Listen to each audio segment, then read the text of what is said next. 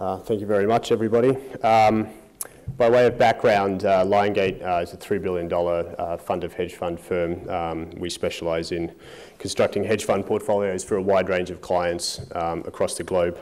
Obviously, thinking about these clients, they have very different objectives. We build very different portfolios, but what we believe is that there is a number of key tenets that allow us to deliver successful results in hedge fund portfolios to our clients. What I hope to do today is very much give you insight into the way we think about hedge funds in the context of building portfolios of hedge funds. It's very well known, I'm sure, in this room that last year was a very difficult year for hedge funds. If you look at the volatility in the market, it certainly wasn't on the magnitude of 2008, but it was relatively high. But what it was, the biggest issue was, it was the persistency of volatility that really caused the largest headwinds. So if you look at US equity market volatility in 2011, what you find is that actually the persistency was amongst the longest periods in history. In fact, a Deutsche Bank study shows that it was the third longest period of above average volatility in the last 100 years. What this meant for hedge funds is it meant death by 1,000 cuts, as we've termed it. So essentially, with the market moving up and down in such a rapid and quick basis, hedge funds, or the traditional source of hedge fund outperformance, which has been their disciplined risk management processes, effectively didn't work for them. So when markets were moving down, they were cutting exposures in order to mitigate their losses, and only to find that markets were rallying a very short period afterwards in a very sharp way. And of course, what that meant is that in many instances, these hedge funds were increasing exposure to take advantage of the rally, only to find the markets moving back against them very quickly. So this was a real headwind for most of the successful things that have driven hedge fund returns historically. But perhaps the largest problem was correlation. Correlation last year on a market basis, on an intra-market basis and across assets was at record highs. If you look at stock dispersion in the US, actually correlation reached levels that have not before been seen amongst US equity markets. So what was driving this was a lot of macro sentiment. People were very concerned about the macro environment. They were starting to trade things like ETFs, futures. They were ignoring the underlying fundamentals. And this created a lot of correlation in hedge fund strategies themselves. And what you can see here is simply a rolling 90-day average of correlations of hedge fund strategies going back to 2009. And clearly there's been a massive move upwards in this correlation. Now it has started to break down somewhat this year, but this has been a problem that investors in this space have been experiencing for some time. And the question is, how does one go about addressing or effectively trying to approach construction of hedge fund portfolios, accounting for not only this, but also for many of the problems that exist within building portfolios of hedge funds or selecting from the hedge fund universe. So it's instructive to look at a very simple example in our view to sort of frame how difficult this problem is in terms of manager selection from the aggregate hedge fund universe. This is simply three broad hedge fund indices that are well reported by HFR, one of the larger or leading hedge fund database providers. And it's often the case against fund of funds is made by comparing a large broad index such as the HFRI against things like the HFRI fund of fund index. The important issues here are that really this is a comparison that doesn't hold up to scrutiny once you drill down beyond the headlines that we regularly see in places like the FT. There are many examples of why this doesn't occur. First of all, the HFRI index is subject to a significant amount of biases, survivorship bias, double counting. All these things are very, or do overemphasize the returns that are available in hedge fund world. The second one is accounting for costs. So we see that the HFRI fund of fund portfolio accounts for the costs of going out, buying, searching for hedge funds within the manager universe and integrating them into a portfolio and monitoring them on a consistent basis. The HFRI does not account for this, and so depending upon size and the required investment and resource, which we would actually argue is very significant, then you do end up significantly impacting the actual results that you get from a hedge fund portfolio. But perhaps the third and most significant issue is that we're comparing two entirely different concepts here. The HFRI is an uninvestable index. It is all of the hedge funds that decide to report to HFRI. That is the broad universe of managers, and it ignores the fact that you are required to pre-select hedge funds to deliver results in a portfolio of hedge funds. And what you find is that actually when you compare indices that have pre-selected hedge funds, be it the fund-to-fund index, which clearly is an index of portfolios of hedge funds, or the HFRX index, which is a pre-selected portfolio of hedge funds according to various criteria that HFR have developed, there's clearly a significant, first of all, there's a significant comparison between the two. They're roughly or broadly the same. But second of all, it's clear that the difficulties associated with hedge fund manager selection do lead at some point to you potentially surrendering some of the returns that are available within the broad hedge fund universe. So we would actually argue that this is a much more apt comparison, and really for many of those reasons, this is a very difficult framework or execution process for people, but clearly it has importance. So how can we think about improving this process? Well, a very simple example is instructive of how difficult this can be.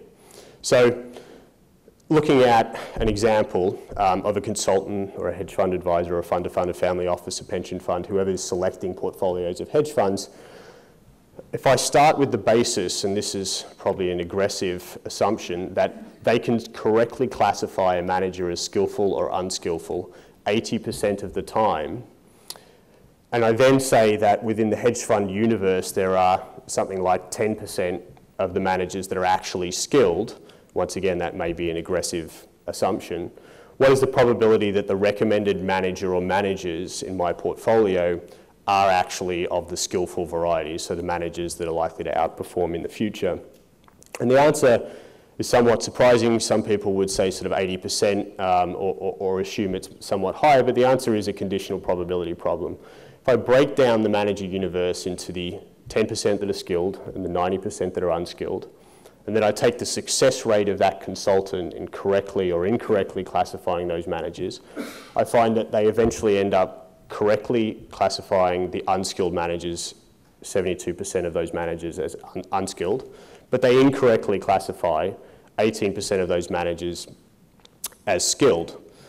On the skilled manager side, 8% of the managers, or 80% of that 10%, are classified correctly as skilled managers, and of course 2% are dismissed as unskilled because of the inaccuracy of the process.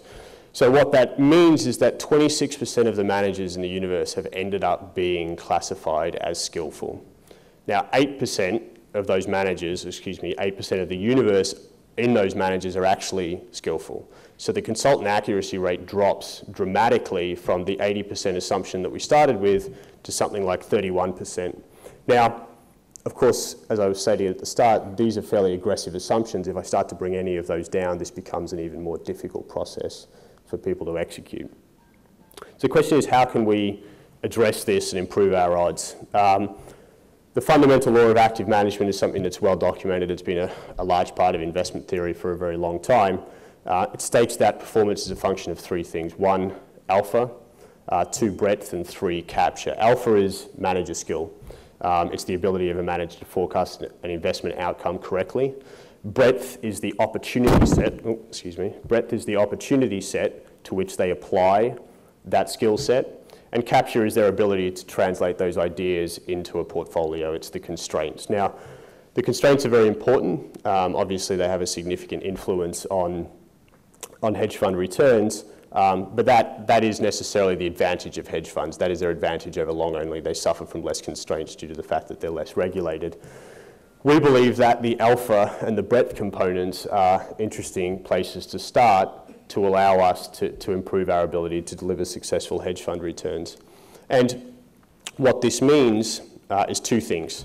First of all, that we need to fish in the right pond as investment managers. So by that we mean we need to identify areas of the manager universe where there are a higher number of managers, or there is evidence that those managers have a persistency in outperformance. That's the first thing we can do to improve our odds of success.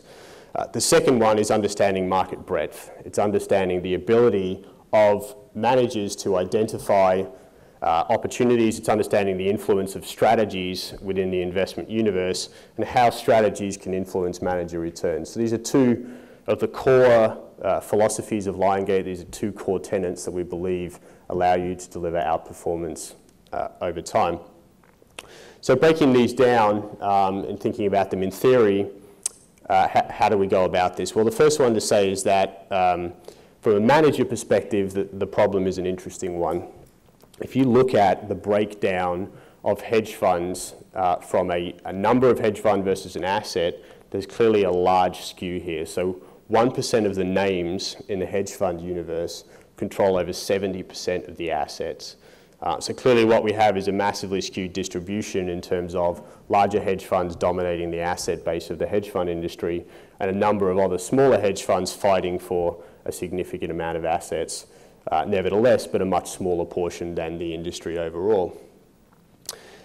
And thinking about this in a theoretical way, how does this influence the dispersion of hedge fund returns or the underlying trades that we look at from a hedge fund universe context? And this graph simply illustrates what we believe to approximate something like the dispersion of the hedge fund trades that are out there. So at any given time, there's obviously a large number of hedge funds, something in the region of 10,000, give or take a few thousand, depending on who you look at. But the idea is that there are a broad range of trades across all of those managers.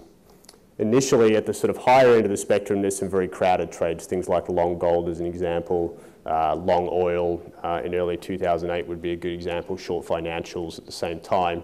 And then as you move away from this spectrum, you get less crowded trades, trades that are obviously less common amongst hedge funds for various different reasons, either the fact that they have lower capacity available within them or simply by virtue of the fact that they're more niche strategies, less common trades. And what you find also is that the larger hedge funds are unable to move down this spectrum. They have bigger assets, they need to size positions appropriately in their portfolio, and they can only do that in some of the larger markets and some of the larger trades that are out there. So from an efficiency perspective, what we find is that thinking about the return spectrum available within these hedge fund trades, large portfolios or portfolios of larger managers, which are clearly the most common type, generally tend to be less efficient. And why that is that if you think about the fact that they're concentrated on the left-hand side of this curve, it means that those trades are more efficient, they're more crowded. It's very well documented in investment management theory that the more capital in trades, generally they tend to be less efficient. And so there's less available returns within that context. There are a number of other things that constrain larger managers and their ability to implement trades, but these are theoretically, at least in our thinking, this is essentially the problem that you're faced with. You don't have exposure to the real meat of the curve from a return perspective. We want to think about how we can get exposure to the middle part of that curve because that naturally should lead us to have a tailwind when selecting managers. And the way we believe that is achieved is through investing with these other managers, the managers outside of this top 1% that obviously have less correlated trades. They're not all invested in the same thing. There's more diversification amongst these individual hedge funds, and they have exposure at a portfolio level when you aggregate them to the meat of that curve. So clearly there is a natural benefit here because their focus is very much on niche markets. So as an aggregate portfolio, they're less correlated to each other.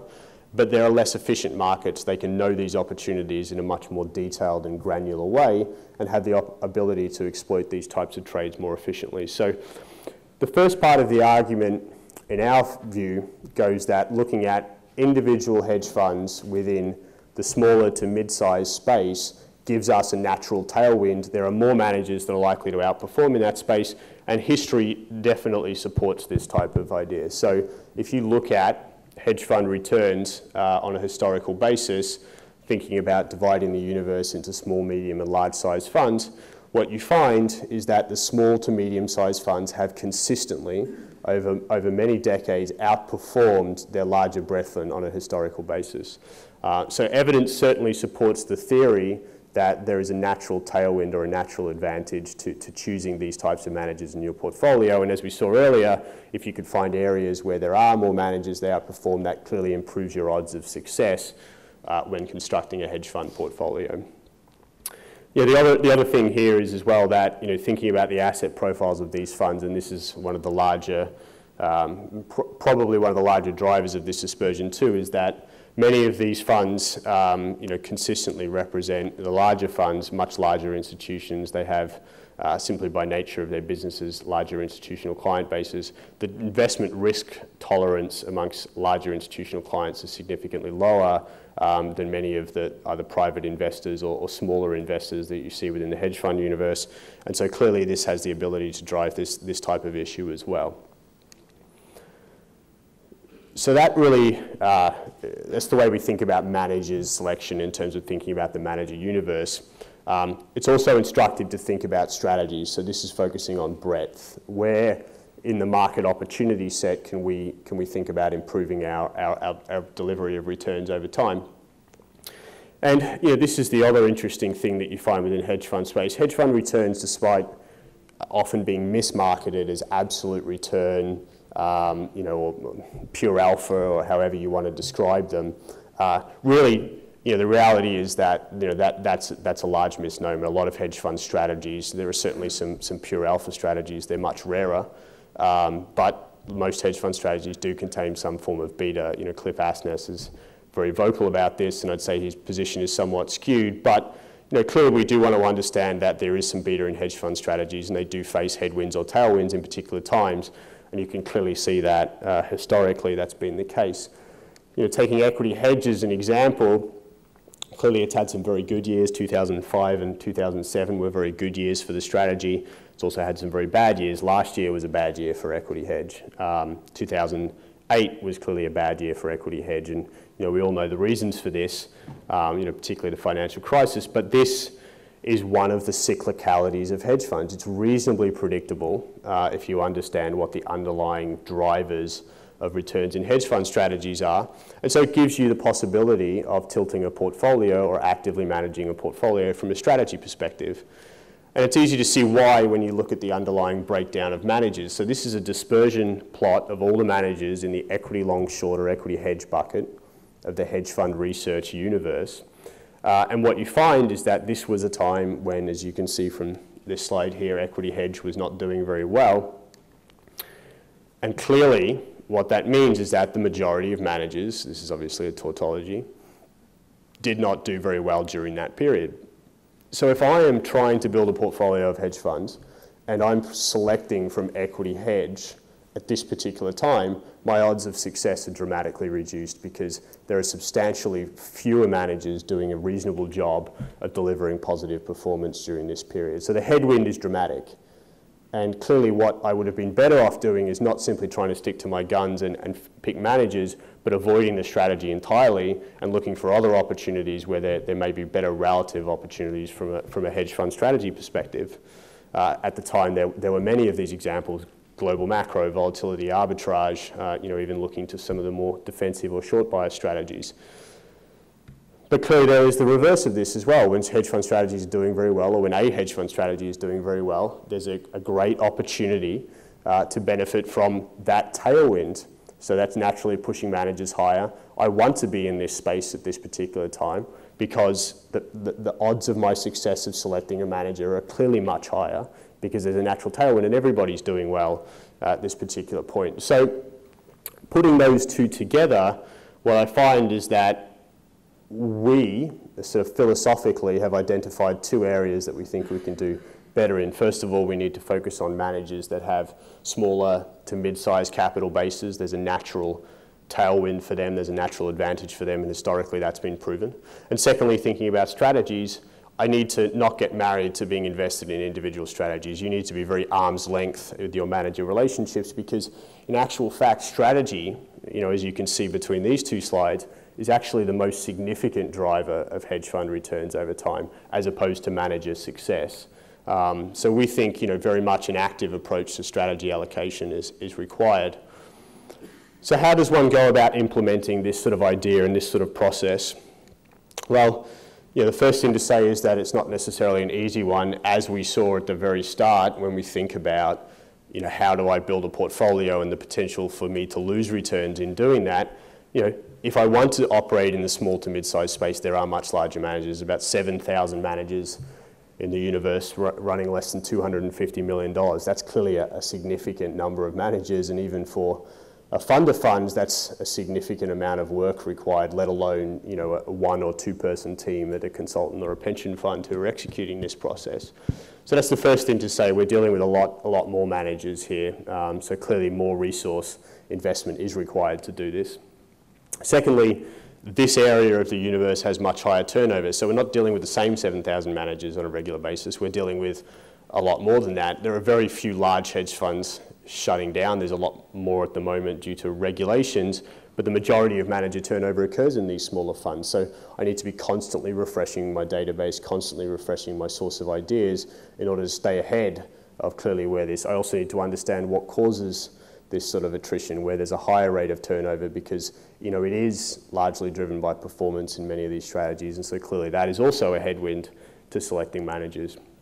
But the good news is that looking at these smaller managers doesn't mean you're trading off quality. It doesn't mean that you're trading off any particular other opportunities that you may find from larger hedge funds. We believe that the best opportunities in these smaller space are actually small for a reason. They're capacity constrained. So there's a lot of great managers out there who don't want to run $30 billion because they know that they can't run $30 billion if they're going to be successful in their strategies. So they may be capped at $2 or $3 billion. You need to understand the capacity for a trade, understand the niche, the niche in which a particular trade operates. And not only that, it gives you a better ability to construct a portfolio when you're thinking about how these all fit together. The last thing I want to do is build a portfolio of multi-strategy managers, because they're probably all doing the same thing, as we saw earlier with the concentration of ideas. If I focus on these niche managers, they still have very long-term track records, they still have evidence of success, and when you put them in a portfolio, they clearly diversify you to a much greater degree. So we don't think that lower assets profiles do not imply lower quality. I think that's the first thing to say about implementation. So really you want to be looking at that area of the hedge fund universe. The second thing to say is that operational risk clearly needs to be dealt with here. There are a larger number of operational risks in this space. We certainly wouldn't hide behind that. A lot of operational processes in modern hedge fund investment are very box checking oriented. So it's really about having a sheet that I need to tick off, 1 or 100 or 200 of these types of things. And it doesn't really fit the way you need to consult in this type of space. These managers either don't have the experience or have slightly different models because they operate with different assets or in different jurisdictions. And we would argue that actually a much more consultative approach to operational due diligence is required. So, obviously we deal with a number of different people. In doing this, we do all of our own operational due diligence in-house. But as I say, our job is often not just to say, well, no, we're not going to invest with you because you don't have this process. It might be to say, if you got this process, we would have a much better, or be much more comfortable investing our assets with you. And that very much is also a part of this type of process as well. It's about improving some of these managers so we can get access to these sorts of ideas as opposed to rejecting them out of hand because of a simple checklist that we're supposed to pursue. As we argued earlier, active capital reallocation is a very important part of hedge fund investing. We've been very active in tilting our portfolios. One thing you can see here, this was a period of about 12 to 18 months where we reduced equity long short from 30% of our portfolio to 1%. That's how aggressive sometimes you need to be when the headwinds for a particular strategy are becoming increasingly significant. So we would argue that you need to not get married to strategies. A lot of people build very static portfolios of strategies. That does not make sense. Hedge fund investing is very cyclical, as is any capital market investing, and clearly you need to be able to adapt to that process. And what that means is two things. First of all, we think transparency is the key to this. We don't necessarily invest with managed accounts or managed account platforms. We do when we think they make sense. But we're able to achieve transparency for our investors because at the end of the day we understand it's our capital. And effectively we want to work with managers who are transparent so we can understand how that capital is invested. So we followed a very historical process of looking at exposure level transparency, we find this to be very successful, because if we are trying to tilt our portfolio on an individual basis towards some strategies and away from other strategies, strategy allocations in the hedge fund world are broad buckets. They don't make a lot of sense some of the time when you think about the individual hedge funds. This is where the real benefit to collecting transparency comes from. And then finally, we think that the last key component of success to be able to exploit some of the concepts that we've talked about is liquidity. You need to have a liquid portfolio, because if you are going to make these changes, clearly you need to be able to exit hedge fund portfolios or enter hedge fund portfolios as you move along. It's not always true that you'll be seeing client inflows, clearly. And so as a result, managing a portfolio of liquid underlying hedge funds makes sense if you want to be able to achieve this active reallocation process. It's interesting that 2009 there was a lot of talk about raising distressed capital funds, and very quickly that opportunity disappeared. But assets had moved into that space, and they've been locked up for sort of 3-5 years, as most distressed opportunities are. And in the end, they ended up being long, high yield funds for the most part. And much of that capital is still invested, even though the distressed opportunity set never really eventualized. So we don't think that the risks to putting our capital away for a very long period of time outweigh the potential return for taking an illiquidity premium associated with particular types of trades, particularly in a volatile environment like we have seen over the last few years. So finally, I just want to leave you with the message that we have obviously been thinking about hedge fund portfolio construction for a long time now. The idea is that we think that really, if we think back to the sort of the start of this presentation, there are a few core tenets that we think can inform or deliver better results for you in a hedge fund portfolio. And you're thinking about the breadth of the opportunity set, so how the market influences hedge fund strategies is the first one, being willing to be active and reallocate on a readily available basis to strategies that do have better opportunities, or away from strategies where there are more significant risks can generate a significant advantage. Secondly, we believe that a focus on niche manager strategies in the mid to small size space, as we saw earlier, naturally provides you with a higher pool of managers who outperform, which once again increases your odds of delivering more successful returns. And underpinning that are the two philosophies of, we need to have transparency into our strategies. That's a core tenet of our investment mandate. And underlying that as well is prudent liquidity management. We think liquidity is essential in hedge fund portfolios to achieve these results. And certainly without it, we would not have been able to make the changes that we did in 06 and 07, which clearly, during 08 and 09, obviously were able to benefit the portfolio. So these are the core tenets upon which we base our philosophy. We recognize that it's not the same for everybody, but these are the reasons why we pursue this approach. And hopefully, for yourselves, we've at least given you something to think about in constructing portfolios of hedge funds. Thank you.